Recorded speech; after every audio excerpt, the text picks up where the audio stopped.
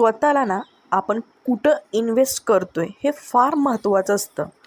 जसं की आपण एखाद्याला आपल्यापेक्षा खूप व्हॅल्यू देत असतो, खूप भाव देत असतो, पण ते निरर्थक असतं.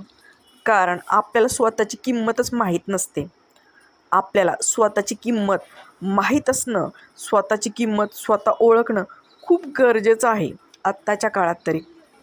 कारण आपण जर स्वतःचा काळजी घेतली नाही किंवा स्वतःची सेल्फ रिस्पेक्ट केली नाही किंवा स्वतःला ओळखलं नाही किंवा स्वतःची किंमत केली नाही, तर इतर लोकंसुद्धा आपली किंमत करत नाही. त्यामुळे स्वतःवर प्रेम करणं, स्वतःची किंमत ओळखणं, स्वतःच्या प्रायोरिटी ठरवणं, एक लिमिटेशन ठरलं पाहिजे की आपल्या आयुष्यामध्ये एखादी व्यक्ती एक कुठल्याच लिमिटपर्यंत तिनं आपल्या आयुष्यामध्ये एंटर केलं पाहिजे किंवा किती लिमिटेशन असले पाहिजेत. या गोष्टीला ना एक लिमिटेशन असले पाहिजेत. एक मर्यादा, ठराविक मर्यादा असली पाहिजे.